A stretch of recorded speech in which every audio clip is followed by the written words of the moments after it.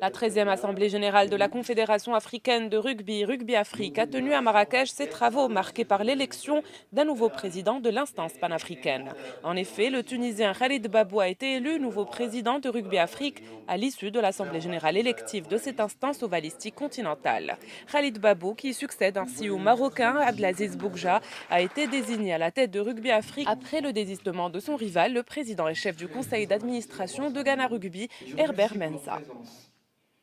Intervenant à l'ouverture de cette réunion, le président sortant de Rugby Afrique, Abdelaziz Boukja, a souligné qu'en 1986, cette discipline était un sport marginal en Afrique, alors qu'aujourd'hui, la famille de Rugby Afrique s'élève à plus d'1 million de pratiquants dans une quarantaine de pays. De son côté, le président d'honneur du comité Paris 24, Bernard Lapassette, a salué le travail extraordinaire accompli par M. Boukja à la tête de Rugby Afrique, tout en s'attardant sur l'évolution du rugby à 7, aussi bien en Afrique qu'à travers le monde.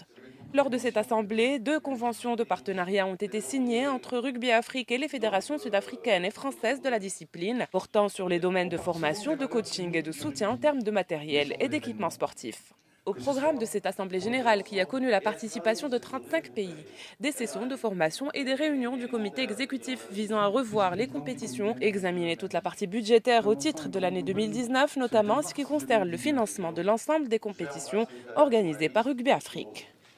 Et vous le savez très bien,